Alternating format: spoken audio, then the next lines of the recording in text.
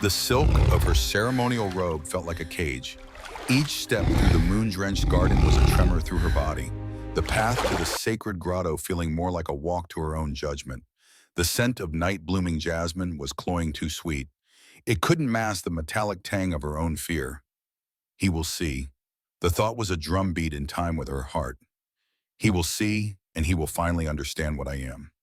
Maya's fingers hidden in the deep sleeves of her robe traced the rough, raised line that ran down her ribcage beneath the fabric. A map of her failure. A reminder of the night the trap snapped shut, not just on her leg, but on her spirit. The night her wolf Aurora had retreated into a silence so profound and deep it was a void inside her. Ahead, the entrance to the grotto was a curtain of weeping vines shimmering with dewdrops that caught the twin moon's light. Steam warm and carrying the earthy scent of mineral water and sacred herbs curled from the opening, beckoning and threatening in the same breath. She pushed the vines aside, and there he was. Alpha Dominic stood beside the natural pool, the water shimmering its surface broken only by the floating petals of moonblooms. He was not looking at her, his profile carved from moonlight and shadow his powerful frame still. He had discarded his formal tunic, wearing only loose linen trousers that hung low on his hips. The hard planes of his chest and abdomen were a landscape of strength she once knew as well as her own.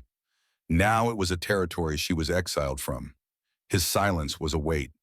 She could feel his gaze even before he turned, the deep forest green of his eyes finding hers across the steamy space. There was no disgust there, no pity. But in the weeks since the attack, his constant, gentle patience had become its own kind of agony. A reminder that she was something fragile to be handled.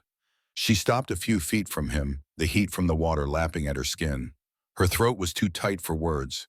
His voice, when it came, was a low rumble softer than the trickle of water down the grotto stone walls. Maya. It was just her name, but in it, she heard 1,000 questions she was too terrified to answer. He took a single step toward her, then another until the heat from his body was a more potent force than the steam from the pool. The scent of him, of crisp night air, of sandalwood, of alpha, wrapped around her a familiar comfort that now felt like a test.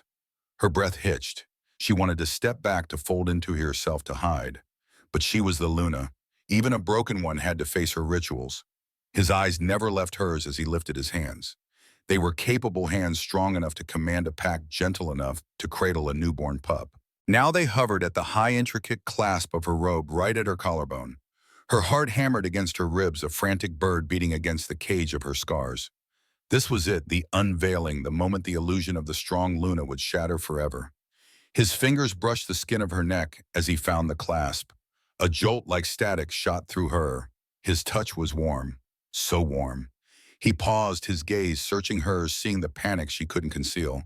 His voice dropped to a whisper, a secret meant only for her. A thread of sound in the steamy air. Trust me, he breathed, his fingers stilling a promise and a question in one. Or tell me to stop, and we will never speak of this again. The words hung in the steamy air between them, a lifeline and a precipice. Her heart was a wild, trapped thing in her chest. Every instinct, honed by weeks of shame, screamed to seize the escape he offered, to wrap the robe tighter and flee back into the shadows where she could hide her brokenness. But his eyes held not a challenge but a profound, aching patience. They were the eyes of the man who had woven his soul with hers under a full moon, long before scars and silence. Maya's breath shuddered in. It was the barest movement, a tremor she wasn't sure she even made, but he saw it. The bobbing of her throat, the slight, almost imperceptible nod. It was all the permission he needed. Dominic's fingers moved again, deft and sure. The high clasp gave way with a soft sigh. The heavy embroidered silk of the robe lost its tension, loosening around her frame. He didn't push it from her. He guided it, his hands sliding the fabric from her shoulders down her arms. Each inch of skin unveiled to the warm, damp air, feeling like a confession. The robe pooled at her feet, a puddle of midnight blue on the dark stone, leaving her standing utterly bare before him. She squeezed her eyes shut, bracing for the sharp intake of breath, the stillness of horror. It never came. Instead, she felt his gaze. It was a physical warmth, a slow, sweeping caress that felt different. Not assessing, not judging. It was reverent. A soft, broken sound escaped her. A half sob she tried to stifle. "Look at me, Maya." His voice was a low murmur, a thread of sound weaving through the trickle of water. She forced her eyes open. He wasn't staring at the map of scars on her torso and leg. He was looking at her, at the tears now tracing hot paths down her cheeks. His expression was raw, open, filled with a tenderness that shattered her more than any revulsion ever could. He didn't speak. He simply offered his hand. After a frozen moment, she placed her trembling one in his. His fingers closed around hers, solid and warm, an anchor in the storm of her fear.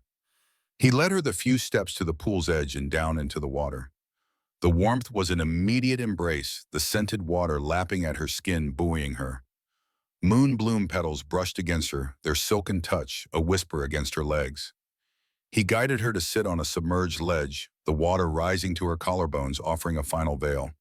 He reached for a small porous stone and a vial of fragrant oil, the motions of the ancient ritual grounding them both. He began with her shoulders, his hands slick with oil, working the tension from her muscles. His touch was firm, purposeful, yet held a breathtaking delicacy. She was rigid, waiting for him to reach the places that were ruined. His hands slid down her arms over the smooth skin of her back. Then they moved to her front, gliding over her collarbones, down the slope of her chest, and directly without a moment's hesitation over the first jagged line on her rib cage. Maya flinched, a full-body recoil she couldn't control. But his hand didn't jerk away.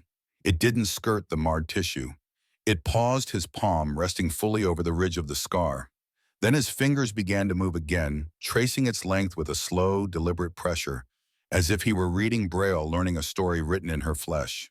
A single hot tear escaped, tracking down her temple and into her hairline. Dominic stopped, his hand still cupping her rib cage, his thumb resting right on the worst of the scar. "Does it hurt?" he asked, his voice thick with an emotion so deep it seemed to shake the very air around them. She shook her head, the words choking her. "No," she managed a ragged whisper. I thought you would be disgusted." The change in his face was instantaneous. His eyes, usually so calm and controlled, flashed with a pain so sharp, so visceral, it was like a wound opening. He leaned in close, the steam breathing them together, his lips a breath away from her ear. His reply was a soft, possessive growl that vibrated through the water and straight into her soul. Disgusted. The word was a vow, a promise, a prayer. "Maya, these aren't scars to me. They are proof that my mate is a warrior, and I have been waiting," he whispered, his lips brushing the shell of her ear, "to worship every single one." The words did not echo. They sank into the water, into the steam, into her very bones. A shuddering breath left Maya's lungs, one she felt she'd been holding for weeks. The rigid tension that had turned her spine to iron began to melt, not all at once, but in a slow, warm thaw under the continued reverent pressure of his hands. The ritual continued, but the air had changed. It was no longer a formal ceremony, but a silent, profound conversation. His touch became a language as his oil-slicked palms glided over the long, jagged line down her thigh. He didn't just trace it, he mapped it. "This one," he murmured, his voice a low vibration in the intimate space. "This is the one that tells me you fought, that you didn't just lie down and wait, you fought to get back to me." His fingers moved to a cluster of smaller, rougher marks on her hip. "And these are the marks of your endurance. The proof that you held on through the pain, through the fear you held on." Maya could only listen, her eyes closed, feeling the truth of his words seep into her, mending fractures in her spirit she thought were permanent. He wasn't seeing flaws. He was reading a story of survival, and in his voice it was an epic. Then his hands stilled on her shoulders, his forehead coming to rest against her damp hair. The Alpha's composure cracked, and his voice was raw, stripped bare. "Do you know what these scars feel like to me, Maya?" He whispered, the pain in his voice a living thing. "They feel like my failure. The terror I felt when the bond went cold. The sheer gut-wrenching helplessness of an Alpha who could tear the world apart but couldn't find his own mate. It was a poison. I was losing my mind." A tear, hot and unexpected, slipped from Maya's eye. She had been so consumed by her own brokenness. She had never considered his. "I would have torn the very stars from the sky," he growled, the sound guttural, primal. "I would have burned the forest to the ground. But there was nothing to fight, just a silence where your light used to be in my soul." He lifted his head, his green eyes blazing with a ferocious love that stole the air from her lungs. "So don't you ever think these marks make you less. They are the testament that you lived. You came back to me, and that makes you the strongest creature I have ever known. The final wall around her heart crumbled to dust. The water, the steam, the scent of him. It was no longer a trial, it was a sanctuary. The intimacy was a thick, palpable force, a current of pure, undiluted connection that was more intoxicating, more steamy than any physical act could ever be.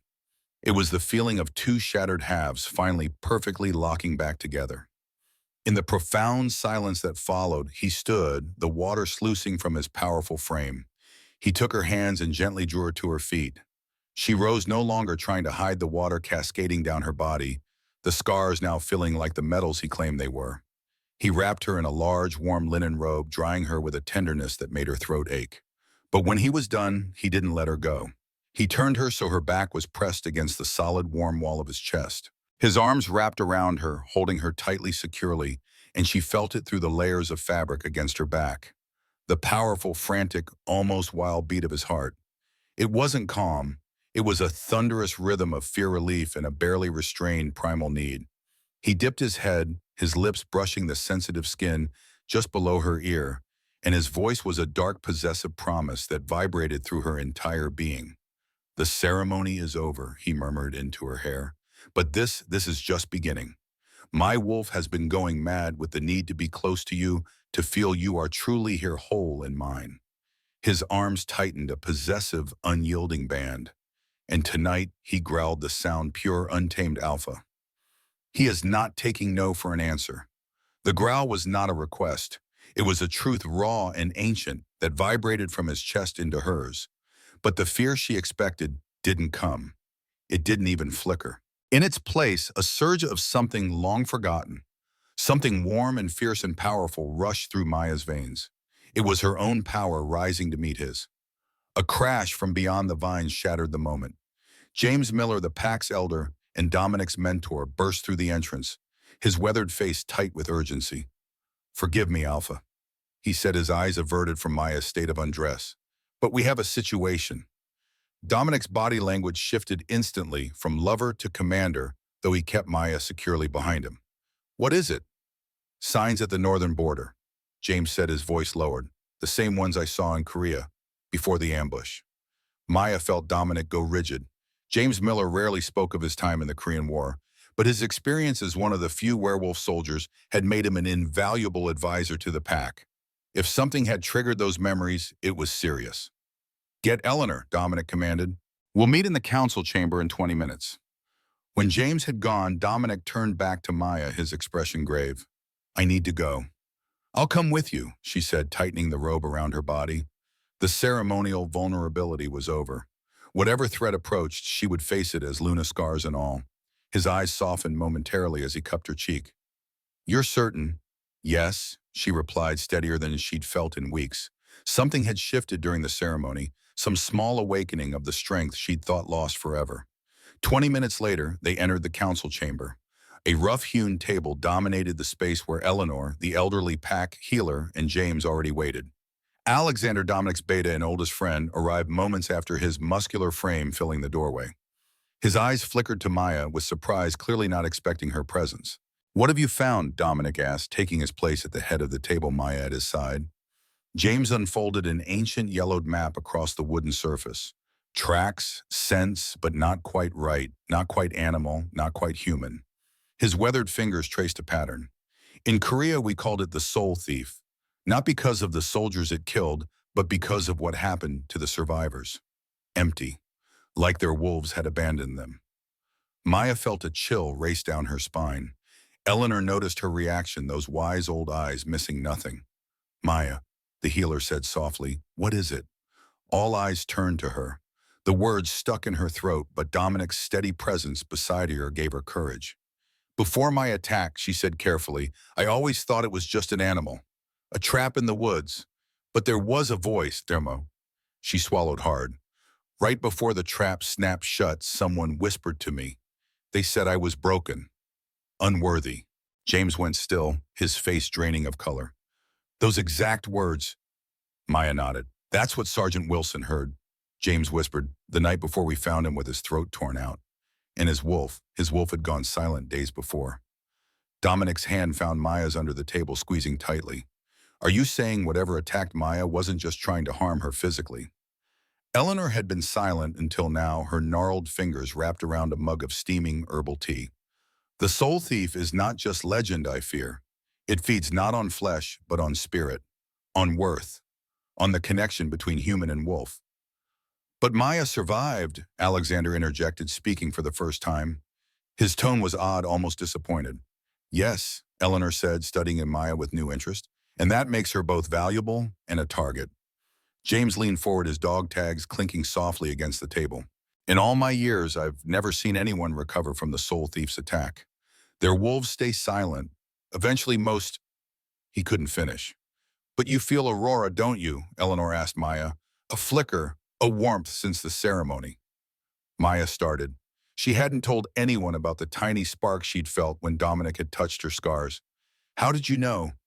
Because you're glowing child, Eleanor said simply, not just metaphorically. Look at your hands. Maya glanced down. In the dimness of the chamber, a faint silvery light emanated from beneath her skin, pulsing with her heartbeat. She gasped. The Moon Festival is in 2 days, Dominic said, his voice taking on the tone of command. The entire pack will be gathered. If this soul thief is hunting us, that's when it will strike. Or when its master will, James added grimly. Master, Maya asked. The soul thief doesn't hunt alone, James explained. It's a weapon, something used by someone with a grudge, someone who knows the pack intimately. The implications hung heavy in the air. A traitor, someone among them. Maya, Dominic said, turning to her, his green eyes intense. The Luna's blessing is traditionally performed at the Moon Festival. If you were to perform it, it would draw out whoever is using this thing, she finished, understanding immediately. Alexander stiffened. You can't seriously be suggesting using Maya as bait. She's barely recovered. I can do it, Maya said, cutting off Dominic before he could respond to his beta. For the first time in weeks, purpose filled her. If this thing targeted me once, it will again. And this time, I'll be ready. Eleanor reached across the table, her wizened hand covering Maya's still faintly glowing one. The blessing requires opening your spirit completely to the pack. It's dangerous even for a Luna at full strength. Which is why we'll be there, Dominic said. James, Alexander, myself, will create a perimeter. At the first sign of interference— No, Maya interrupted, surprising herself with her firmness. Whoever is behind this will expect that. We need to let them think they have another chance at me. James nodded slowly, a glint of respect in his eyes. The girl's right. We need to be subtle. He turned to Dominic. Remember what I taught you in the Special Forces. Sometimes the best ambush is the one where the target believes they're the predator. A plan began to form. Maya would perform the Luna's blessing, opening herself spiritually to the pack. James and Dominic would be watchful, but not obviously protective. Alexander would coordinate security discreetly around the perimeter. As the meeting concluded, James asked Maya to stay behind. When the others had left, he reached into his pocket and withdrew a small, tarnished silver medallion. This was given to me by the last werewolf in my unit, he said, pressing it into her palm, before the soul thief took him. He said it protected him through 3 battles. Maybe it can protect you now. Maya studied the old military medal. Why me? Why not give this to Dominic? James's eyes were distant with memory. Because the soul thief doesn't just attack at random. It chooses. It chose you for a reason, just like it chose Wilson. And when you face it again, you'll need every protection you can get. His next words chilled her to the bone. Maya, you're not the first one it's attacked here. You're just the first one who survived. The medallion was cold in her hand, a weight that suddenly felt like destiny. Through the council chamber window, the twin moons of Montana cast their silvery light, and somewhere in the darkness beyond, she sensed something waiting, something hungry, something that knew her name. And for the first time since her attack, she wasn't afraid. She was ready. The dawn came too quickly, casting long shadows through the windows of Maya's cabin. She had barely slept, her iron whirling with the revelation that she was not the soul thief's first victim, merely its first survivor. The medallion James had given her rested heavy against her chest, its tarnished silver catching the early light. 2 days until the Moon Festival. 2 days to prepare for a confrontation with an enemy she barely understood. Maya slipped from the bed, careful not to disturb the sheets too much. Dominic had wanted to stay, but they both knew appearances needed to be maintained. The pack was on edge, and the Alpha needed to be seen as strong and vigilant. Any sign of distraction could signal weakness to whoever waited in the shadows. She padded to the bathroom and faced her reflection. The woman who stared back seemed different somehow. Still bearing the marks of her attack, yes, but there was something new in her eyes. A fire that had been absent for months. She traced the scar that ran from her collarbone down across her ribs, remembering Dominic's touch from the previous night. He had seen her wounds as badges of honor, not marks of shame. Maya closed her eyes, reaching inward, searching for Aurora. The wolf had been silent for so long that the empty space in her had become familiar like a phantom limb. But now faintly she felt something. A stirring. A warmth where there had been only cold. "Are you there?" she whispered to her reflection. No answer came, but the faint silver glow beneath her skin pulsed once like a distant heartbeat. A knock at her door pulled her from the moment. Eleanor stood outside, a basket of herbs in her arms and determination in her weathered face. "Training begins now," the old woman said without preamble. "The Luna's blessing is not a simple ritual, especially for one whose wolf is still healing." Maya nodded and followed the healer to a small clearing behind the pack houses. Morning mist still clung to the ground, curling around their ankles as they walked. "The blessing is ancient," Eleanor explained, setting down her basket and pulling out bundles of dried herbs. "It predates even the oldest written records of our kind. It connects the Luna directly to every member of the pack, allowing her to channel the collective strength of the pack and in turn infuse the pack with the protection of the moon goddess." "And you think I can do this?" Maya asked, doubt creeping into her voice, even with Aurora barely responding. Eleanor's hands stilled on her herbs. She fixed Maya with a penetrating stare. "Child, do you know why the soul thief attacked?" Maya shook her head. "It feeds on doubt, on shame, on the belief that we are unworthy."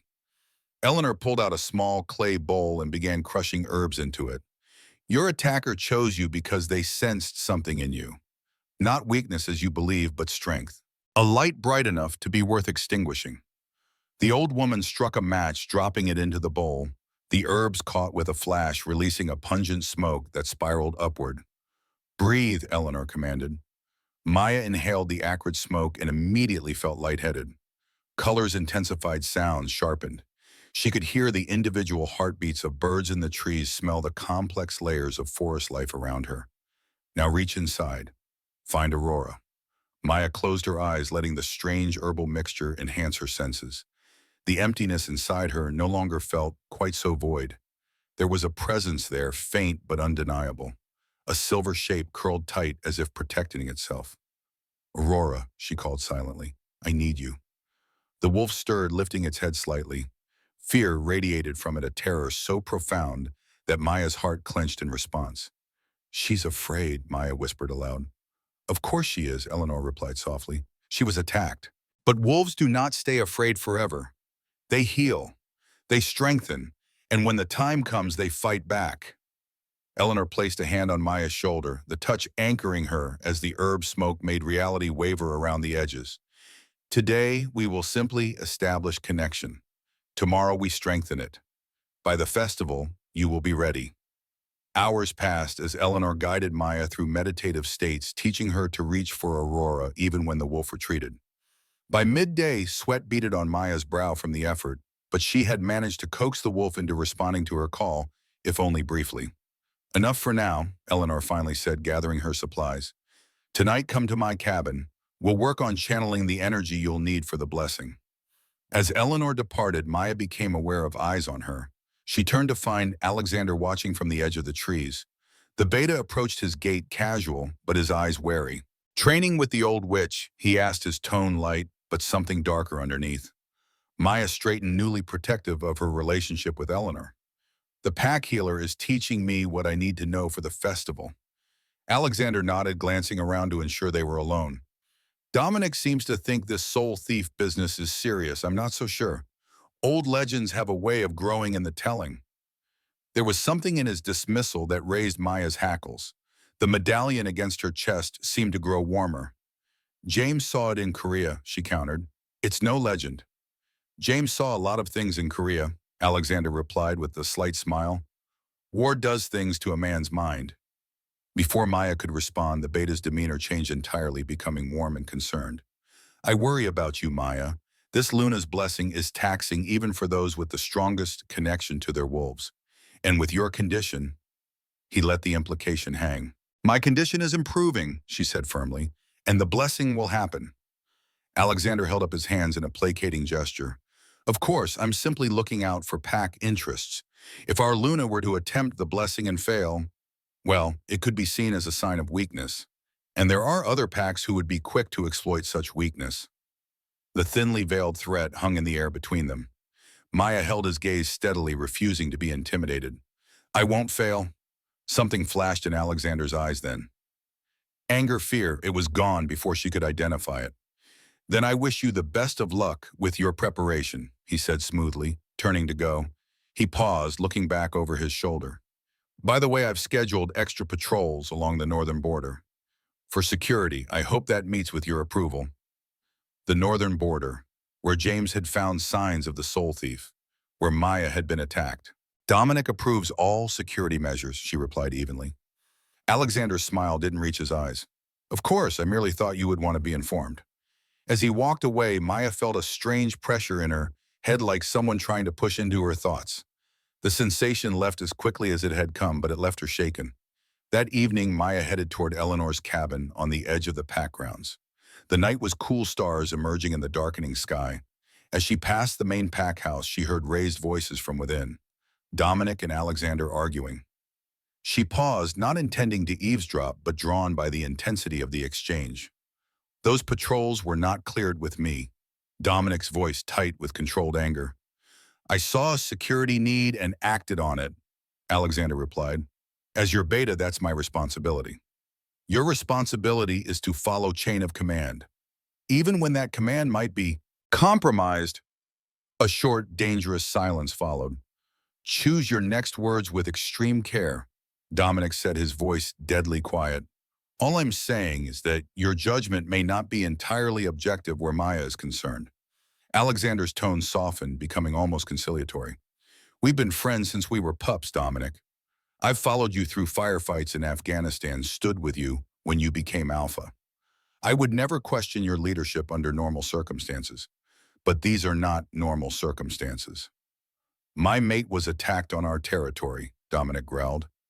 Our Luna's wolf was nearly destroyed. If you were in my position, if I were in your position, I would consider that the timing of the attack coming so soon after your assuming Alpha status might not be coincidental. I would consider that neighboring packs might view your chosen Luna as unconventional. Maya's heart pounded. She should move on, should not be hearing this, but her feet seemed rooted to the spot. Maya has proven her worth, Dominic said. She survived what should have been unsurvivable. Her courage is admirable, Alexander cut in. I've never suggested otherwise. But we have to consider all possibilities, including the possibility that this soul thief might be drawn not by her strength, but by her vulnerability. Maya had heard enough. She forced her feet to move, continuing toward Eleanor's cabin, her mind racing. Alexander's concerns mirrored her own deepest fears. What if she was a liability to Dominic, to the pack? What if her very presence put them all at risk? The door to Eleanor's cabin swung open before Maya could knock. The old healer stood there, her expression knowing. You heard them, she said simply. Maya nodded, too rattled to question how Eleanor knew. Come in, we have work to do. The cabin was warm and fragrant, with herbs hanging from the rafters to dry them. A fire burned in the hearth, and various bowls and implements were arranged on a table. Alexander doesn't believe I can do this, Maya said, sinking into a chair. Alexander, Eleanor said as she moved about preparing tea, is not always what he seems. What does that mean? Eleanor handed her a steaming mug. Drink, it will help clear your mind. Maya sipped the bitter tea, making a face at the taste. You're avoiding my question. And you're avoiding your true work, Eleanor countered. Tonight we push deeper. Your wolf is stirring, but she must do more than stir.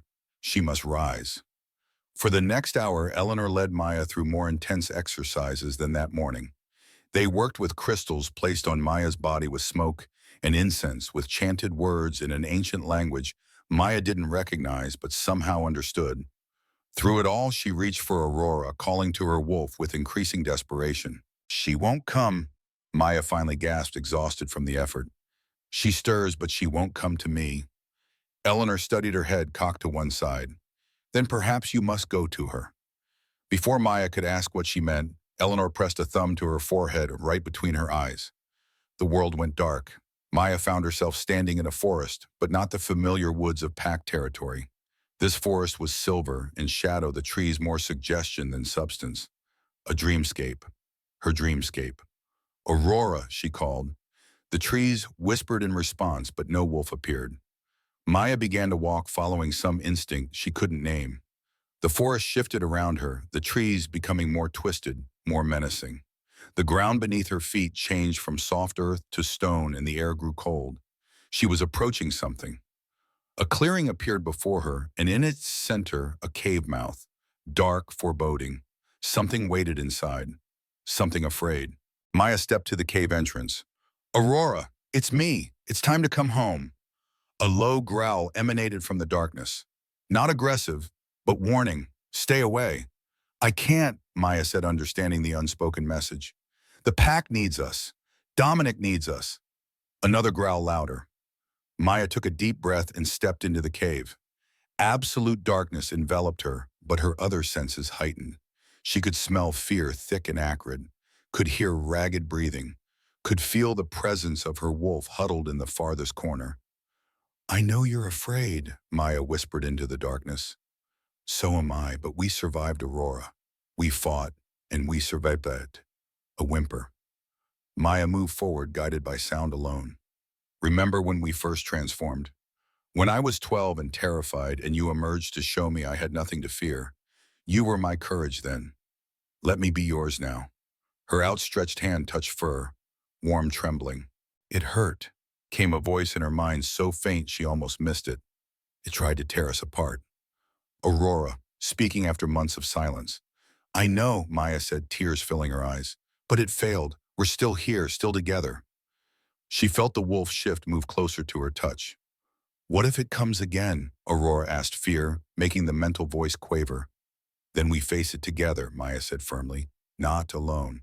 Never alone again. She felt a nose press into her palm, then a furry head moving under her hand. The wolf was standing. The human speaks truth, said another voice, this one older, wiser. A presence filled the cave, not physical, but undeniable. Moonlight streamed in, illuminating Aurora's silver coat, her amber eyes fixed on Maya. Between them stood a translucent figure of a woman, her form shifting and flowing like liquid moonlight. The moon goddess herself, or at least a manifestation of her. You were chosen, little wolf, the goddess said to Aurora. Tested and found worthy. Your human fought for you. Will you not now fight for her? Aurora's ears flattened, but she stood her ground. The enemy is strong. And you are stronger, the goddess replied. She turned her luminous gaze to Maya. Both of you. The goddess reached out, one hand touching Maya's forehead, the other resting on Aurora's head. Remember who you are. Light exploded through the dreamscape. Maya gasped as memories flooded her mind. Not just her own memories, but older ones. Ancient ones. Women throughout the centuries bearing the mantle of Luna, channeling the power of the goddess to protect their packs. She saw the Luna's blessing performed again and again, witnessed its power driving back darkness, healing wounds, strengthening bonds. And she understood what she needed to do. Maya opened her eyes to find herself back in Eleanor's cabin, slumped in her chair. The old healer watched her closely, a knowing smile on her face. You found her, Eleanor said. It wasn't a question. Maya nodded, feeling Aurora's presence stronger than ever before, no longer hiding but alert and ready. And more. The goddess spoke to you. Again, not a question. She showed me everything, the history of the blessing, what it truly means. Maya looked down at her hands, seeing the silver glow beneath her skin, pulsing in time with her heartbeat stronger than before. Eleanor the Soul Thief isn't just attacking me, it's attacking the bond between Luna and Pack, between humans and wolves, between us and the goddess herself. Eleanor nodded solemnly. The oldest enemy, the severer of bonds. But why now, why me? The old woman's face grew grave. Because something is coming, something that will test not just this pack, but all packs. The goddess prepares her children for war in her own way. Maya absorbed this feeling, the weight of responsibility settle on her shoulders. Then we need to be ready. Indeed. And now we can truly begin your preparation. For the rest of the night, Eleanor taught Maya how to channel the energy she would need for the blessing, how to open herself to the pack without becoming vulnerable to attack. When dawn approached, Maya felt simultaneously exhausted and exhilarated. Rest today, Eleanor instructed, as Maya prepared to leave. Tomorrow is the festival and you will need all your strength. Maya nodded, but as she reached the door, another question nagged at her. Eleanor, do you know who's behind this, who's using the soul thief? The old woman's eyes grew distant. I have my suspicions, but suspicion without proof is a dangerous thing in a pack. Trust your instincts, child. They will not lead you astray. As Maya walked back to her cabin in the early morning light, she felt watched. The hair on the back of her neck stood up and Aurora growled softly in her mind. She turned slowly, scanning the tree line. There for just a moment, a figure stood among the pines, female watching. But when Maya blinked, she was gone. Back in her cabin, Maya found Dominic waiting, his face tight with worry.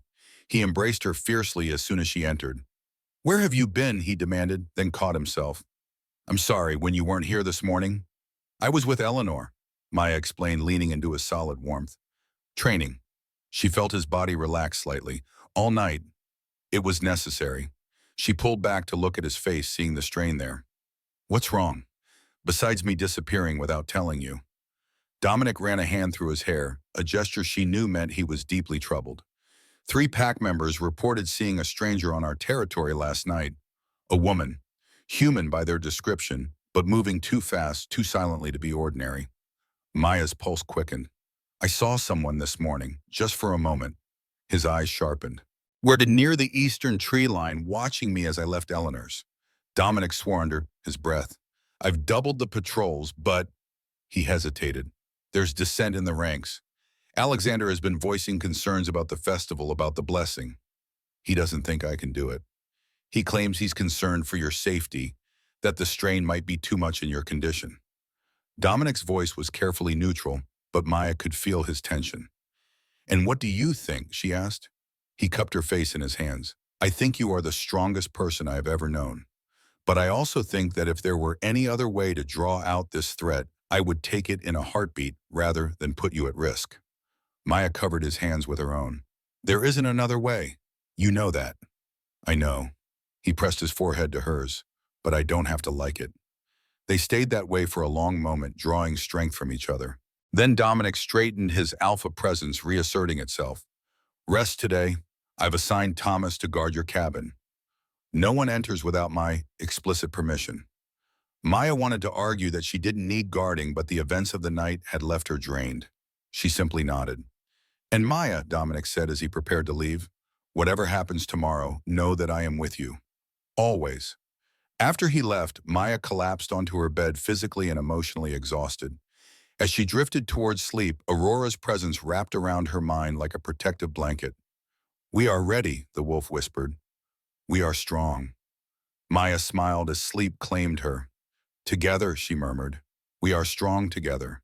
She dreamed of moonlight and silver fur, of running free through ancient forests with Aurora by her side. The dreams were healing, strengthening the bond that had been so severely damaged. When she finally awoke, the afternoon sun was slanting through her windows. A knock at her door roused her fully. Thomas, her assigned guard, poked his head in when she called out, James Miller is here to see you, Luna. Alpha said he's permitted. Maya quickly freshened up before inviting James in.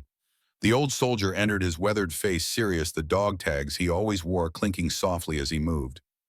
Thought you might want this, he said without preamble, setting a small wooden box on her table. For tomorrow. Maya opened the box to find a ceremonial knife, its blade gleaming silver, its hilt wrapped in leather, worn smooth by years of handling. This was my grandmother's, James explained. She was a Luna back in the day, used it in her own blessing ceremony. He cleared his throat, suddenly awkward. Thought it might bring you luck. Maya was touched by the gesture. Thank you, James. I'm honored. The old man nodded, then glanced around as if checking for eavesdroppers, despite Thomas standing guard outside. There's something else you should know. Something I haven't told Dominic yet. Maya tensed. What is it? I went back to the northern border last night. Wanted to check something. James rubbed his chin, his expression troubled. The tracks I've found, they're not just any tracks. They're military. Special forces by the pattern. Special forces? Maya's mind raced. Like what Dominic and Alexander were part of. James nodded. Exactly like. Someone's trying very hard to look like just another animal in the woods. Someone with training. The implication hung heavy in the air. You think it's someone from their unit. I think, James said carefully, that we need to consider all possibilities. People change. War changes them. Trust changes them. His eyes met hers directly. Be careful who you trust tomorrow, Luna. Even those closest to you. After James left, Maya sat with the ceremonial knife in her hands, turning it over and over as she processed his warning. The blade caught the light, sending reflections dancing across the walls. Aurora stirred in her mind, suddenly alert. Someone comes. Maya set the knife down and moved to the window. A figure was approaching her cabin, female, walking with purposeful strides. As she drew closer, Maya recognized Eleanor. Thomas intercepted the healer, but Eleanor brushed past him with the authority only age and wisdom could confer. She knocked once on Maya's door, then entered without waiting for a response. It's time for your final preparation, she announced, setting down a basket covered with a cloth. Maya glanced out the window, surprised to see the sun already setting. Is it that late already? Time moves differently when spirits converge, Eleanor said cryptically. She uncovered her basket to reveal several small clay pots, bundles of herbs, and what looked like ceremonial body paint. Tonight we mark you for the goddess. For the next hour, Eleanor applied intricate patterns to Maya's skin, with the paint working methodically while murmuring prayers in the ancient language of wolves. The symbols spiraled around Maya's arms, across her shoulders, and down her back, delicately incorporating her scars into the design rather than hiding them. These symbols connect you to all Lunas who have come before, Eleanor explained as she worked. They will help channel the energy of the blessing, protect you from interference. Interference from the soul thief. Eleanor's hands paused briefly. Yes, and from its master. Maya turned to look at the old woman. You know who it is, don't you? Eleanor resumed her work, her expression guarded. I have lived many years, child, seen many faces of betrayal, but accusation without absolute certainty can tear a pack apart. Then tell me what you suspect, Maya pressed. I need to be prepared. The healer sighed. The soul thief is a tool. It must be directed, controlled, and such control requires a deep connection to the old magics, a connection few possess. Like a healer or a Luna. Eleanor's smile was sad. Or someone who has studied both, yes. A chill ran through Maya. Another pack. Perhaps, or perhaps someone closer, someone who has watched and learned and waited. Eleanor finished a complex spiral pattern that ended directly over Maya's heart. There, the marks of protection are complete. Maya studied her reflection in the small mirror Eleanor provided. The designs transformed her, making her appear ancient and powerful, a living connection to the primal magic of their kind. Do not wash these off before the ceremony, Eleanor instructed. And wear this. She handed Maya a small pouch on a leather cord. Herbs for clarity and strength. Keep it close tomorrow. As Eleanor gathered her supplies, Maya asked one final question. Eleanor, what exactly happens during the blessing? I've seen glimpses in the memories the goddess showed me, but the blessing connects you to every member of the pack simultaneously, Eleanor explained. Their strengths become yours. Their weaknesses become your burden. For a brief time, you become the living embodiment of the pack's collective soul. Her eyes grew serious. It is a powerful state, but a vulnerable one. If the soul thief strikes, then... She didn't need to finish. Maya understood the risk. I'll be ready. Eleanor squeezed her hand. I know you will, child. The goddess chose well when she chose you. After the healer left, Maya found she couldn't sleep despite her exhaustion. She sat by her window watching the moon rise almost full. Tomorrow night it would reach its peak and the festival would begin. Aurora was restless in her mind, prowling the boundaries of their shared consciousness. Danger comes, the wolf whispered, but so does our strength. Maya fingered the medallion James had given her, drawing comfort from its solid weight. Whatever waited for her tomorrow, she would face it. Not as the broken woman who had returned from the forest months ago, but as Luna. as the mate of Alpha Dominic, as herself whole and healing. "We are ready," she whispered to the rising moon, her skin glowing faintly silver in its light. "We are waiting." In the distance, a lone wolf howled, the sound echoing through the night like both warning and welcome. The Moon Festival approached, and with it a reckoning long overdue. The morning of the Moon Festival dawned clear and bright, the air charged with anticipation. Pack members bustled about the central clearing, setting up tables laden with food-hanging lanterns that would illuminate the celebration once night fell. Children laughed and played, excited for the rare night when they would be allowed to stay up until the moon reached its zenith. Maya watched from her cabin window, Eleanor's painted symbols still adorning her skin, hidden beneath a long-sleeved shirt. The ceremonial knife James had given her was secured in a sheath at her hip, concealed by her clothing but reassuringly present. Around her neck hung both the pouch of herbs and James's medallion. A knock at her door announced Dominic's arrival. He entered resplendent in his ceremonial alpha attire, black pants, and an open vest that displayed the traditional marks of leadership tattooed across his chest and arms. His eyes widened slightly at the sight of the ritual paint visible at her collar and wrists. "Eleanor's work?" he asked, crossing to take her hands in his. Maya nodded. "For protection." His expression grew serious. "Maya, there's still time to reconsider. We can find another way to draw out the threat." She shook her head firmly. "This is the way, Dominic. I'm ready." He studied her face, seeming to search for any sign of doubt. Finding none, he nodded once decision made. "Then we proceed as planned. James and I will be watching for any sign of interference. Alexander has the perimeter security coordinated." Maya hesitated, James's warning echoing in her mind. "Be careful who you trust." But to voice suspicion without proof would only create division when they needed unity. "What is it?" Dominic asked, catching her hesitation. "Just nerves," she lied, forcing a smile. "It's been a long time since I've stood before the entire pack." He pulled her close, his strength enveloping her. "They're your pack, Maya, our pack. They will support you, as will I." She leaned into him, drawing comfort from his presence, while suppressing the nagging worry that had taken root. As the day wore on and final preparations for the festival were completed, that worry grew. Aurora sensed it, her presence alert and watchful in Maya's mind. "Something approaches," the wolf warned, as afternoon turned to evening.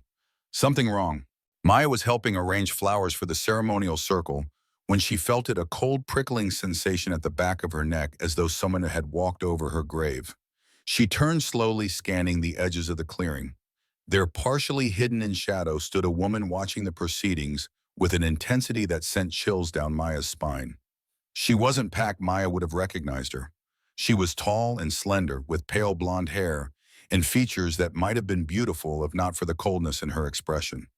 The stranger's eyes met Maya's across the distance, and a smile curved her lips. Not a friendly smile, but one of anticipation of hunger. Maya took an involuntary step back. "Who is that?" she asked Thomas, who was working nearby. The young werewolf followed her gaze, frowning. "I don't see anyone, Luna." Maya looked back, but the woman was gone. A hallucination or something worse. "The soul thief can take many forms," Eleanor had warned. "It shows itself only to its chosen prey." Maya shivered despite the warm evening air. As the sun began to set, the pack gathered in the clearing. Hundreds of werewolves from the Silver Ridge territory all coming together for the most sacred night of their year. Lanterns were lit, casting a golden glow over the festivities. Music began, drummed and flutes playing ancient melodies that stirred the blood and called to the wolf within. Dominic took his place at the head of the gathering, Maya beside him. James stood nearby, his weathered face scanning the crowd constantly. Of Alexander there was no sign, though Maya knew he was coordinating security from somewhere on the perimeter. The traditional feast began with each family group bringing food to share with the Alpha and Luna first, then with the rest of the pack. It was a reaffirmation of bonds of commitment to pack unity. Maya accepted each offering with genuine gratitude, feeling the tentative respect in the eyes of those who had doubted her recovery. As the moon rose higher, the ceremony's next phase approached. Dominic rose to address the pack, his voice carrying easily across the clearing. "Tonight we celebrate not just the full moon, but our strength as a pack," he began, pride evident in every word. "We have faced challenges this year, threats from outside and within. His eyes swept the gathered wolves, commanding and reassuring at once. But we have emerged stronger, united. He extended his hand to Maya, who stood to join him. Tonight, for the first time in a generation, we will witness the Luna's blessing, a sacred bond between our pack and the moon goddess herself. A murmur ran through the crowd, a mix of excitement and trepidation. The Luna's blessing was known to all but few had ever witnessed it. As the moon reaches its peak, Dominic continued, our Luna will channel the goddess's power to strengthen our pack bonds, to heal old wounds, to prepare us for whatever challenges lie ahead. Maya felt the weight of hundreds of eyes upon her. Doubt, hope, curiosity, all directed at her like physical pressure. Aurora stirred, responding to the intensity of the moment. We are ready, the wolf assured her. We are strong. The ceremonial preparations began. A circle was formed in the center of the clearing, marked with salt and herbs. 7 stones, representing the 7 original packs, were placed at cardinal points. In the center, a small fire burned the flames, dancing with unusual colors from the ritual herbs Eleanor had added. Maya was escorted to the circle by Eleanor, who whispered final instructions in her ear. Open yourself to the pack, but maintain your core. That is where the soul thief will strike if it comes, at your center. Maya nodded, her heart pounding as she took her place in the circle. The drums intensified their rhythm, matching the accelerating beat of her heart. The pack formed concentric circles around her Dominic at the innermost ring directly before her. She could see James to one side, his expression vigilant, and there, finally appearing at the edge of the gathering, was Alexander, his face unreadable in the shifting light. The moon climbed higher, its silver light intensifying. Maya could feel its pull, an ancient call to her wolf. Around her neck, the medallion and herb pouch seemed to warm against her skin. The painted symbols on her body began to tingle. It is time, Eleanor announced, her voice carrying despite its age. Let the blessing begin. Maya closed her eyes, centering herself as Eleanor had taught her. She reached for the connection to the moon, to the goddess, to Aurora. The wolf within responded instantly, surging forward in her mind. The painted symbols on Maya's skin began to glow, visible now, even through her clothing. Gasps rose from the watching pack as the light intensified, silvery blue and pulsing like a heartbeat. Maya raised her arms, palms upward, to the moon. Words came to her, ancient words she had never learned but somehow knew, flowing from her lips in the old language of wolves. As she spoke, she felt the first tendrils of connection forming between her and the pack. One by one, she became aware of them, each wolf, each human, half, each unique spirit that made up the Silver Ridge pack. Their emotions washed over her: joy, fear, hope, doubt, strength, weakness.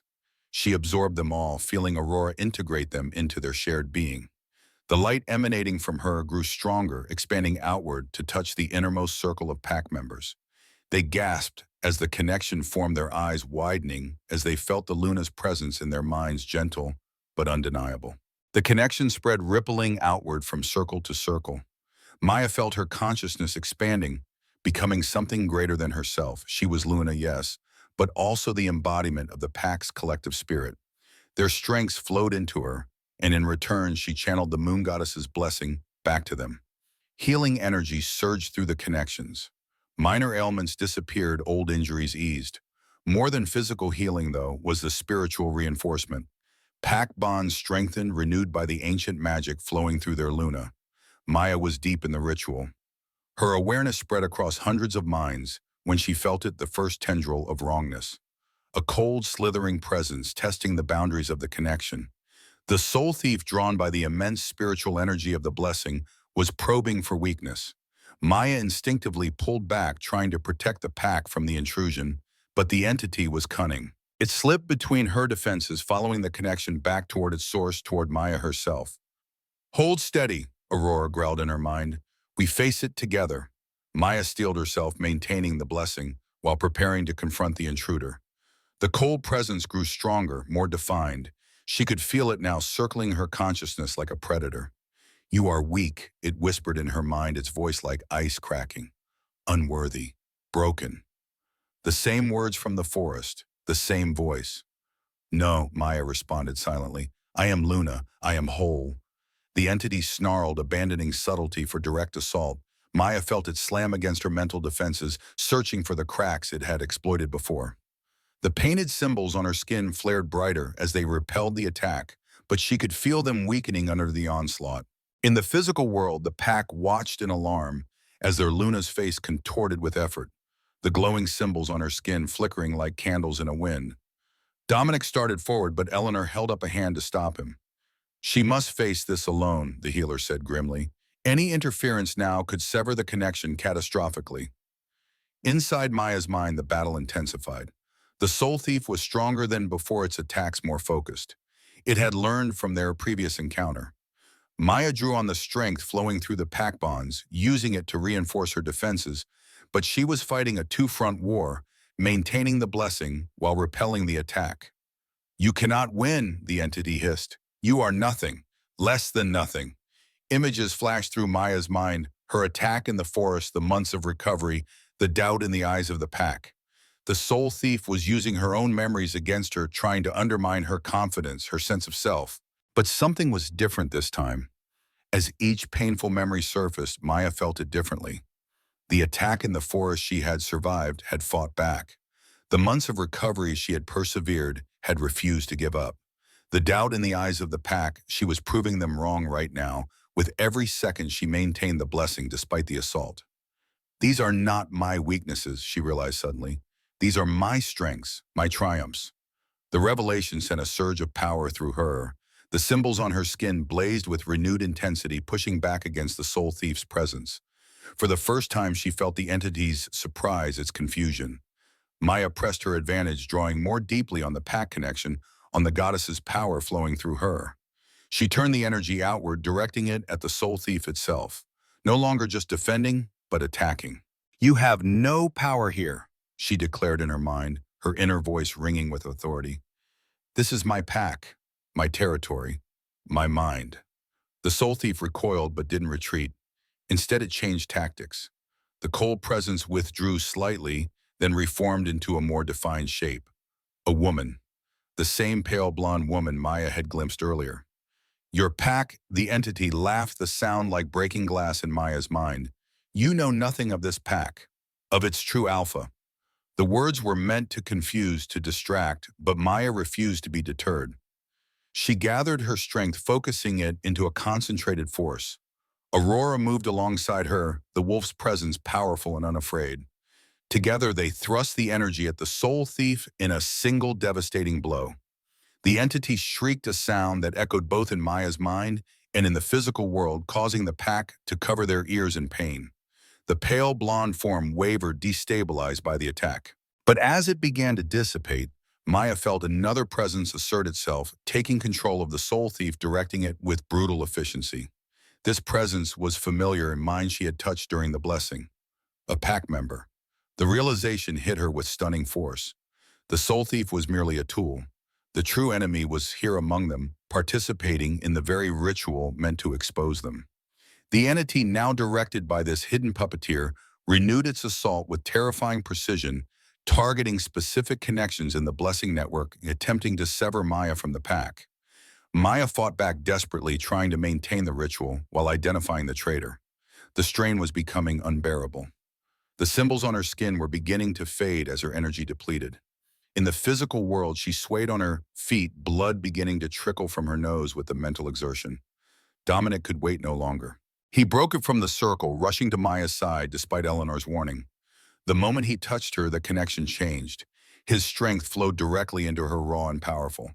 As Alpha, his bond to her was unique, unbreakable. The soul thief couldn't interfere with it. I'm with you, his voice reached her through the chaos in her mind. Always. With his support bolstering her, Maya made one final desperate push. She sent her consciousness along the pack bonds, searching for the source of the attack. One by one, she eliminated possibilities, narrowing down to there. A familiar mind twisted with rage and jealousy, a mind she had trusted, had considered pack, family almost. Alexander. The betrayal cut deep, but there was no time for hurt.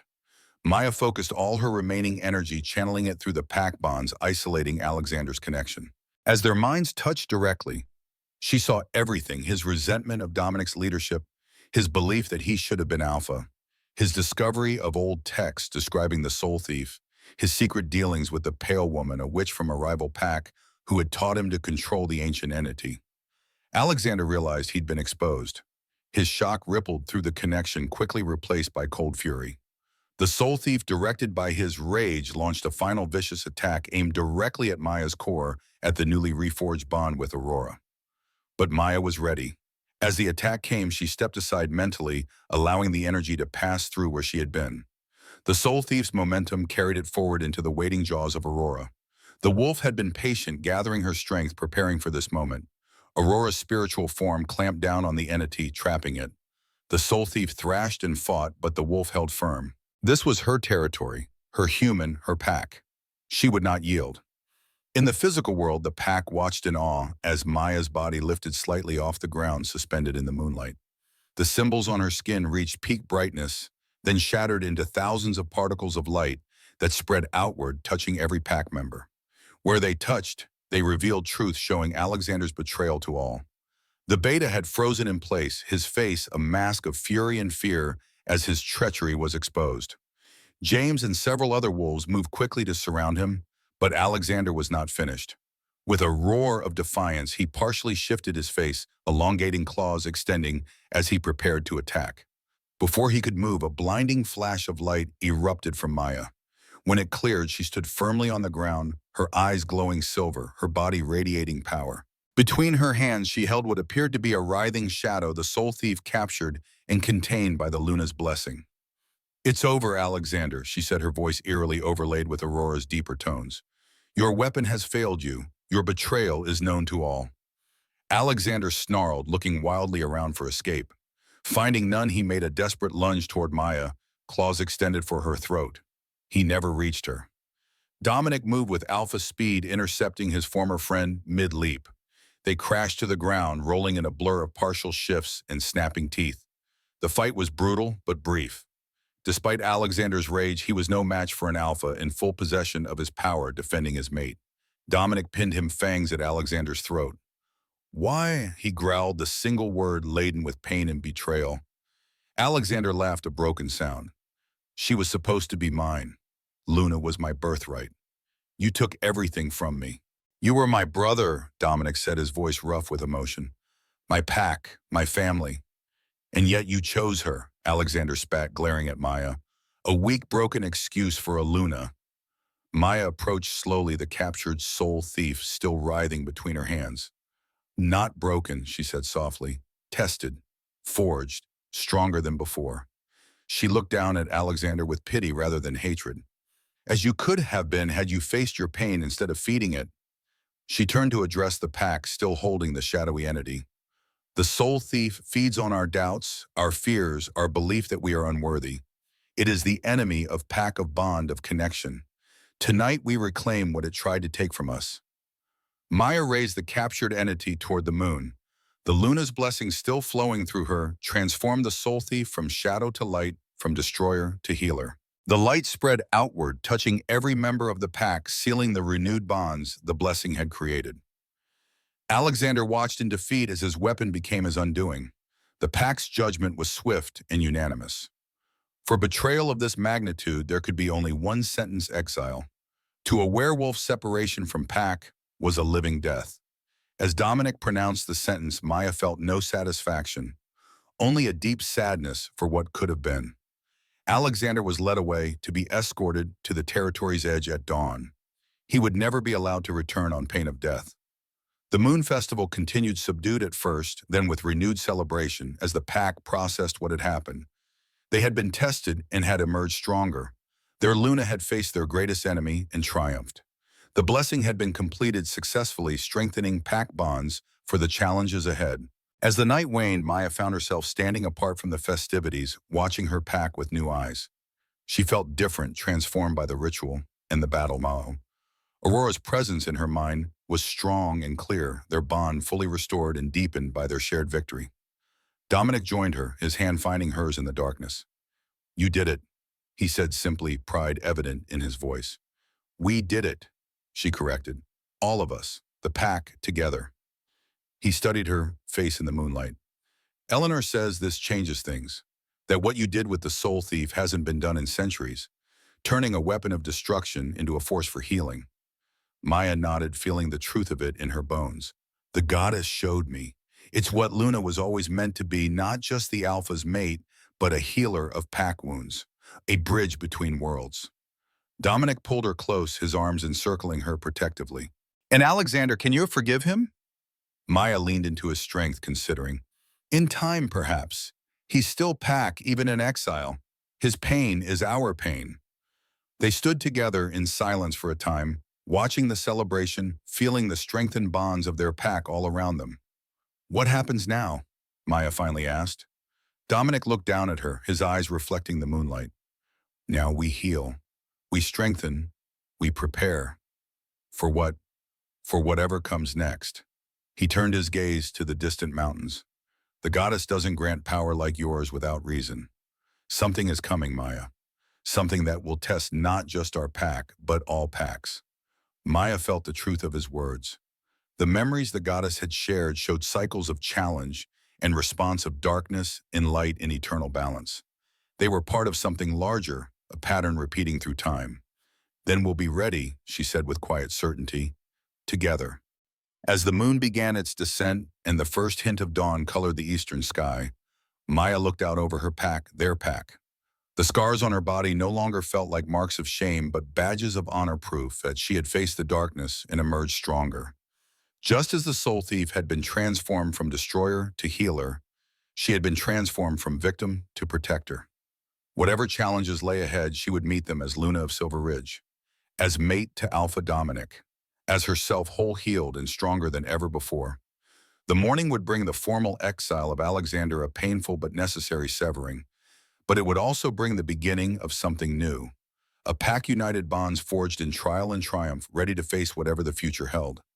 Maya turned her face to the fading moon, feeling its blessing still resonating within her.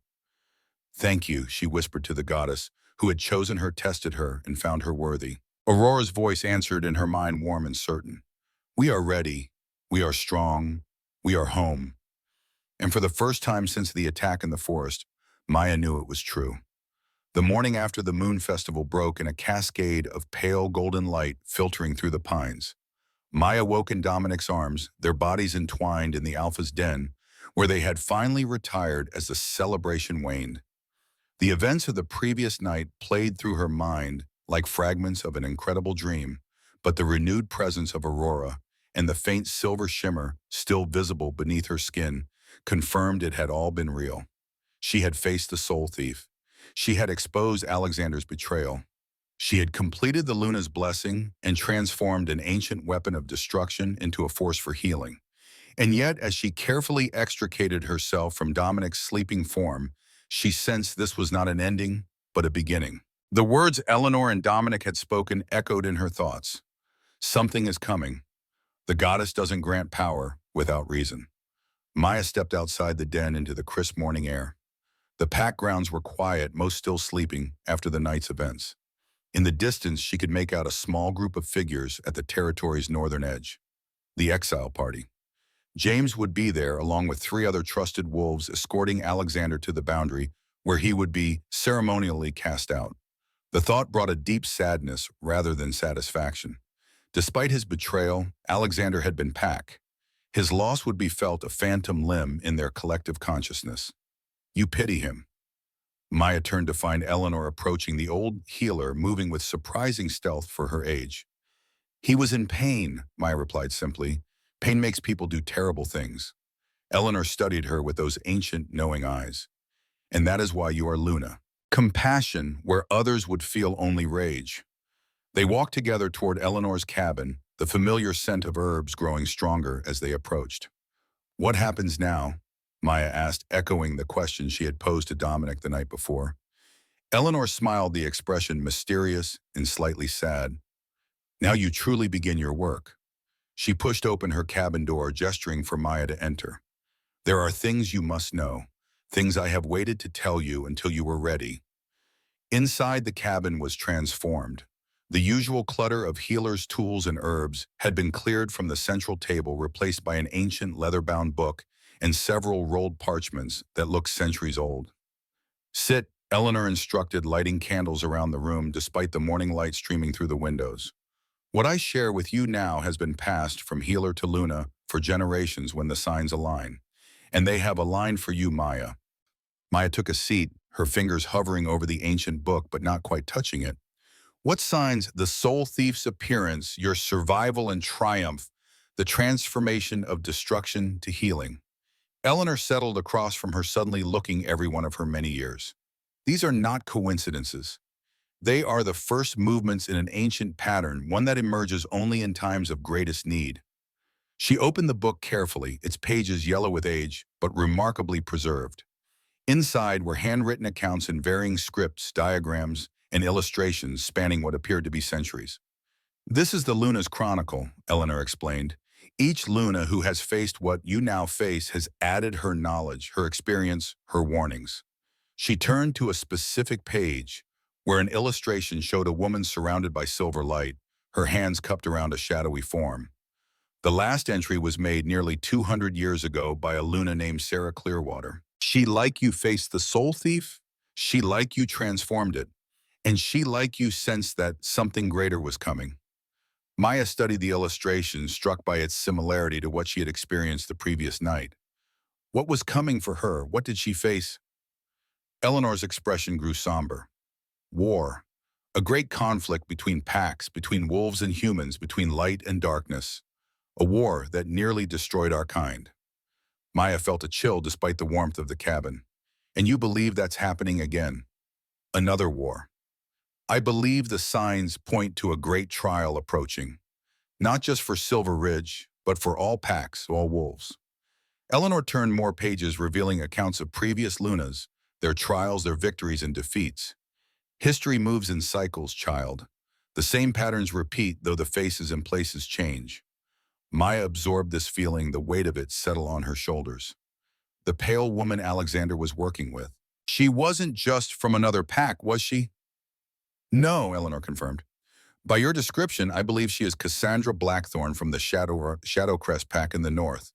They are ancient enemies of Silver Ridge, though the feud has been dormant for generations. She tapped a particular passage in the book. Sarah Clearwater writes of them as wolves who embrace shadow, who seek to sever the bonds between human and wolf, who believe in dominance rather than balance. Maya remembered the cold, calculating eyes of the woman she had glimpsed. She was controlling the soul thief through Alexander. Using him more likely, the Blackthorns are skilled manipulators. They would have sensed his resentment, his jealousy, and exploited it. Eleanor closed the book carefully, and they will not stop with one failed attempt, especially now that they know what you can do. The implications were clear. Maya had become a target not just for Silver Ridge's enemies, but for those who opposed what she represented. Balance, healing, unity between human and wolf. So what do I do now? Maya asked. How do I prepare for this war? Eleanor gathered the parchments, unrolling the first to reveal what appeared to be a map, though not of any territory Maya recognized. First, you must fully understand your new abilities. The transformation of the soul thief has changed you, awakened powers dormant in the Luna lineage for generations. The silver light, Maya murmured, looking down at her arms where the faint glow still pulsed beneath her skin. The moon's blessing made manifest. Eleanor nodded. You can now channel the goddess's energy without the ritual, though not as powerfully. You can sense wounds of the spirit, not just the body, and heal them. You can strengthen bonds between packmates, between human and wolf halves that have grown distant. Maya remembered how she had felt during the blessing, connected to every member of the pack simultaneously. I can still feel them, she admitted. Not as strongly as during the ritual, but they're there. All of them. That connection is both your greatest strength and your greatest vulnerability, Eleanor warned. The Blackthorns will seek to exploit it, to use it against you and the pack. You must learn to control it, to shield yourself while still maintaining the bonds. For the next hour, Eleanor detailed what Maya would need to learn: maps of ley lines, where her power would be strongest. Ancient techniques for spiritual shielding signs to watch for that might indicate Blackthorn interference. It was overwhelming, a deluge of information that left Maya's head spinning. There's one more thing, Eleanor said, finally, hesitation in her voice. something only the Luna can do in times of greatest need. She unrolled the final parchment, revealing an intricate diagram of what appeared to be a ritual circle, far more complex than the one used for the blessing. At its center was a figure, both woman and wolf, simultaneously surrounded by symbols Maya didn't recognize. The Great Joining, Eleanor explained softly. In times of war, when the pack faces extinction, the Luna can call upon the goddess to temporarily merge the human and wolf spirits of the entire pack. It grants extraordinary power, perfect unity of purpose. Maya studied the diagram, sensing the immense power and danger such a ritual would hold. At what cost? Eleanor's eyes met hers approval in their depths at the question. Great power always demands payment. For some, the merging becomes permanent, unable to fully separate human from wolf afterward. For others, the strain is too great, and they lose themselves entirely to the wolf. And for the Luna who initiates it, she trailed off. Tell me, Maya insisted. The Luna bears the greatest burden. Channeling that much power, maintaining that many connections simultaneously, it could burn out her own ability to shift, sever her bond with her wolf permanently. Or worse, the unspoken death hung in the air between them. This is a last resort, Eleanor continued, only to be considered when all other options have failed. But you needed to know it exists, to be prepared should the time come. Maya nodded solemnly, understanding the gravity of what she was being shown. I hope it never comes to that. As do I, child. As do I. Their discussion was interrupted by a familiar howl from the direction of the territory border, James signaling that the exile was complete. Alexander was gone. You should return to Dominic, Eleanor said, gathering the ancient materials. He will need you now.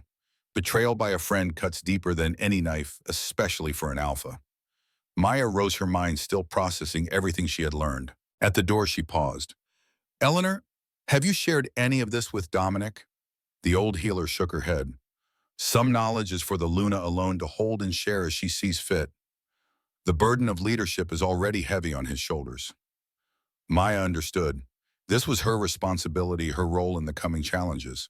To support Dominic, yes, but also to prepare in ways only she could. She made her way back to the Alpha's den, finding Dominic awake and standing at the entrance, his face turned toward the northern border. He had heard the howl too. It's done, he said as she approached. There was no satisfaction in his voice, only a deep weariness. He's gone. Maya slipped her hand into his. I'm sorry. He squeezed her fingers gently. For what you didn't betray us. You saved us. I'm still sorry for your loss. He was your friend, your brother in arms. That matters regardless of what he did. Dominic turned to look at her, surprise and gratitude mingling in his expression. Most would expect me to hate him, to rage against his betrayal. I'm not most people, Maya replied simply, and neither are you. He pulled her close, burying his face in her hair, inhaling her scent as if grounding himself. No, he murmured, we are not. They stood that way for a long moment, drawing strength from each other. When Dominic finally pulled back, his expression had shifted from grief to determination. We need to call a council meeting, he said. If the Blackthorns are moving against us, we need to prepare. Strengthen our borders, alert our allied packs, increase training for the younger wolves. Maya nodded, decision made. And I need to tell you what Eleanor has shared with me. His eyebrows raised in question, but he didn't press. After breakfast, then, the pack needs to see us, see that we're strong and united after last night. It will help them process what happened with Alexander. Together, they made their way to the communal dining area where pack members were beginning to gather. A hush fell as they entered, followed by a wave of respectful nods and murmurs. Word of Maya's triumph had spread, and with it a new level of acceptance from those who had previously doubted her. Throughout the meal, pack members approached their table with gifts, small tokens of appreciation and respect. A carved wooden wolf from an elderly craftsman, fresh baked bread from the pack's baker, a beautifully woven bracelet from a group of young girls who looked at Maya with undisguised admiration. They see you now, Dominic murmured, watching the procession with pride. As I always have. Maya accepted each gift with genuine gratitude, feeling the connection to each pack. Members strengthened with every interaction.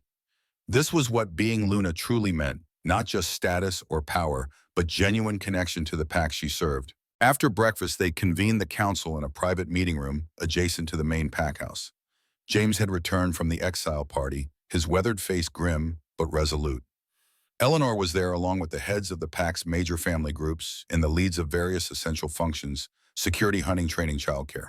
Dominic began by addressing Alexander's betrayal directly, neither minimizing it nor dwelling on it. He outlined what they knew of the Blackthorn connection and the potential threat it represented. "We must assume this was not an isolated incident," he concluded. "The use of the soul thief, the targeting of our Luna, these are not actions taken lightly. We must prepare for the possibility of further aggression."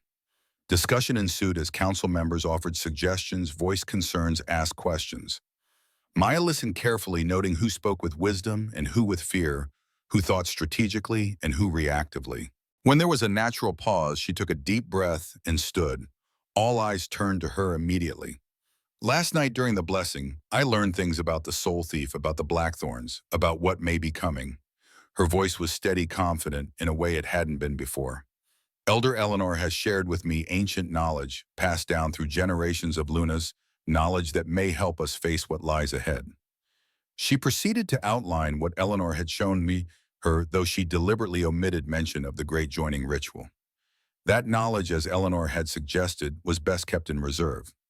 The transformation of the soul thief was not just a victory over Alexander's betrayal, she explained. It was an awakening of abilities long dormant in the Luna lineage, abilities I am only beginning to understand. To demonstrate, she called upon the silver light that still flowed beneath her skin. It responded immediately, illuminating her form with a soft glow that caused several council members to gasp. "This energy can strengthen pack bonds, heal spiritual wounds, enhance our natural abilities. With training, I believe it can be a powerful asset in whatever challenges lie ahead." The council members exchanged glances, a mixture of awe and cautious hope in their expressions. "The legends speak of such powers," James said slowly. "In the old wars, Lunas were as feared and respected as Alphas on the battlefield, not for their physical strength, but for their ability to unify and empower the pack in ways no Alpha could match." Dominic stood beside Maya, his hand finding the small of her back in a gesture of support and unity. "Whatever comes, we face it together, as a pack, as Silver Ridge has always done." The council meeting continued, strategies forming, responsibilities assigned. By its conclusion, a clear plan had emerged: strengthen borders, establish communication with allied packs, increase training, and most importantly, allow Maya time and space to develop her newly awakened abilities. As the council members dispersed, James approached Maya and Dominic. "There's something else you should know," he said in a low voice. "When we reached the northern border to complete Alexander's exile, we found something." He reached into his pocket and withdrew a small object wrapped in cloth. Carefully unfolding it, he revealed a tarnished silver brooch in the shape of a crescent moon bisected by a dagger. This was left deliberately at the boundary marker. "It's a Blackthorn emblem, a declaration of intent." Dominic's expression hardened. "They're not even trying to hide their involvement." "No," James agreed grimly. "They want us to know they're coming. They're confident. Or they want us afraid," Maya suggested. "Fear divides, weakens bonds, makes us vulnerable to the very weapon they tried to use against us." James studied her with renewed respect. "You're thinking like a Luna now." "I am a Luna," she replied simply. The older werewolf nodded, a small smile breaking through his usual stoic expression. "That you are." In the days that followed, the pack settled into a new rhythm. Border patrols were strengthened, training intensified, preparations made. And each day, Maya worked with Eleanor to understand and control her new abilities. She learned to direct the silver energy at will, to use it to soothe spiritual distress, to strengthen faltering pack bonds, to enhance the natural healing abilities of injured wolves. The pack quickly grew accustomed to seeing their Luna moving among them, with hands that sometimes glowed with moonlight, bringing comfort and renewal where it was needed most. A week after the Moon Festival, Maya was working with a young wolf who had been struggling to maintain his shift when she felt a cold prickle at the edge of her consciousness, a familiar sensation that immediately put her on alert. The soul thief had been unique, transformed by her power, but this was similar enough to set warning bells ringing. She sent the young wolf back to his family and headed straight for Dominic's office in the main pack house. He looked up from his paperwork as she entered, immediately registering her concern. "What is it?" Something at the eastern border, she said, trusting the certainty of her new senses. Not quite the soul thief, but similar. Shadow magic. Dominic was on his feet, instantly reaching for the radio that connected him to the patrol teams. Eastern Patrol report. Static crackled before a voice responded. Eastern Patrol reporting. All quiet, Alpha. Maya shook her head. It's there, I can feel it. Dominic didn't question her. Eastern Patrol, be advised. Possible intrusion in your sector. Luna has sensed shadow magic. Proceed with extreme caution. Acknowledged, the voice replied, tension now evident. Moving to investigate. Dominic grabbed his jacket, already heading for the door. Let's go. Maya followed Aurora, stirring eagerly in her mind. The wolf had grown stronger as Maya's abilities developed, their bond deepening in ways neither had anticipated. Though Maya hadn't fully shifted since her attack, she could feel the potential building, the day approaching when she and Aurora would run as one again. They took Dominic's truck, racing along the dirt roads that traversed the expansive territory. As they approached the eastern sector, Maya's sense of the intrusion grew stronger, more defined. There, she pointed to a stand of ancient pines that marked one of the territory's oldest boundary lines. It's concentrated there. Dominic pulled the truck to a stop. The patrol team's 6 wolves, led by Thomas, had already arrived and formed a perimeter around the area. As Maya and Dominic approached, Thomas stepped forward, his expression troubled. We found no physical intruders, Alpha, he reported. But there's a scent. Strange. Like burnt sugar and cold iron. It's a working, Maya said, moving past them toward the boundary line. A spell anchored to our territory. The silver energy beneath her skin reacted to the proximity of the shadow magic, flaring brighter as she approached the largest of the ancient pines. At its base, nearly hidden among the roots and undergrowth, was a small object, a clay figurine shaped like a wolf, its body pierced with what looked like bone needles. Don't touch it. Eleanor's voice came from behind them, the elder having followed despite her age. It's a binding spell, meant to weaken the pack bonds you strengthened during the blessing. Maya knelt beside the figurine, careful not to make direct contact.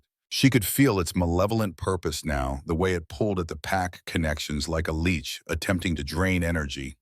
Can you counter it? Dominic asked Eleanor. Not alone, the healer replied. This is powerful magic, blackthorn magic. But not alone, Maya said, understanding dawning. Together we might be able to. She looked up at Eleanor. The silver energy it is, and this isn't it, to counter such workings. Eleanor nodded approval in her eyes. Now you begin to understand the true purpose of the Luna's gift. Under Eleanor's guidance, Maya extended her awareness toward the figurine. The shadow magic recoiled at her approach, lashing out defensively. Maya gasped at the contact, feeling like ice water had been poured down her spine. Steady, Eleanor murmured. Don't fight it directly. Surround it, contain it, then transform it as you did the soul thief. Maya took a deep breath, calling upon the silver energy that had become so familiar. It responded eagerly, flowing through her and out toward the malevolent figurine. Rather than attacking the shadow magic directly, she encircled it, creating a barrier of moonlight that slowly contracted, compressing the darkness into a smaller and smaller space. The shadow magic fought viciously, sending pulses of cold malice against her containment. Maya faltered momentarily, but then felt strength flowing into her, Dominic's hand on her shoulder, his alpha energy reinforcing her own. Then another hand joined his, Eleanor's, channeling ancient knowledge and power. Then another, Thomas, offering his loyalty and faith.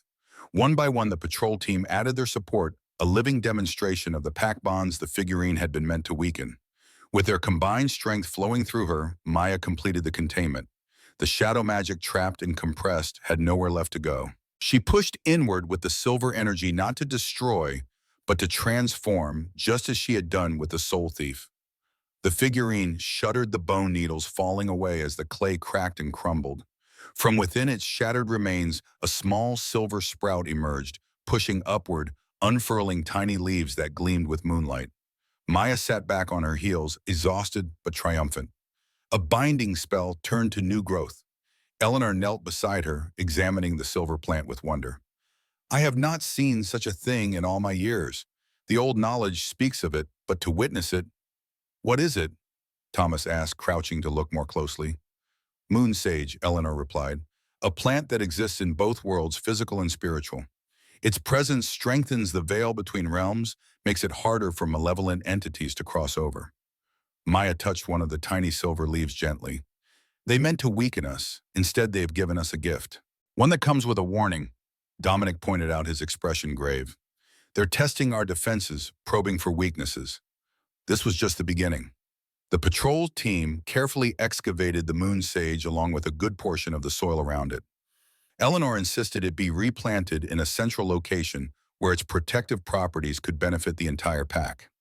As they worked, Maya stood at the boundary line, gazing out into the forest beyond Silver Ridge territory. She could sense it now more clearly than before, the gathering darkness, the animosity directed toward them. The Blackthorns were not acting alone. Other packs were aligning with them, drawn by promises of power or old grudges or fear of what Silver Ridge represented. War was coming. Not today, perhaps not tomorrow, but it was coming. The binding spell had been just one move in a much larger game. As if sensing her thoughts, Dominic came to stand beside her. You feel it too. It wasn't a question, but Maya nodded anyway. It's bigger than us, bigger than just Silver Ridge and the Blackthorns. It's about what kind of future our kind will have. Balance versus dominance, Dominic said, echoing Eleanor's earlier words. Coexistence versus supremacy. The old war is playing out again in a new age. Maya turned to face him, determination in her eyes. But this time, we have something they don't. What's that? She took his hand, the silver energy flowing between them in a visible current. A Luna who can turn their weapons against them. A pack united by choice rather than fear. And a whole lot of very stubborn wolves who refuse to give up what we've built here. A small smile touched Dominic's lips, pride and love mingling in his gaze. Remind me never to bet against you. I don't plan on letting you forget. She squeezed his hand. We have work to do, preparations to make. He nodded, alpha resolve settling over him like a mantle. Then let's get to it. As they turned back toward the patrol team and the waiting trucks, Maya cast one last look over the boundary. In the distance, just for a moment, she thought she saw a pale figure watching a woman with blonde hair and cold eyes. The figure raised a hand in what might have been a mocking salute, then vanished among the trees. Let them come, Maya thought, the silver energy pulsing in response to her determination. Silver Ridge would be ready. She would be ready. The moon goddess had chosen her for this moment, this challenge, this war, and Maya would not fail. Aurora, she called silently to her wolf, feeling the eager response. Soon, the wolf promised. We run together soon. We fight together always. Maya smiled as they walked back to join their pack, their family. Whatever darkness gathered on the horizon, they would face it united.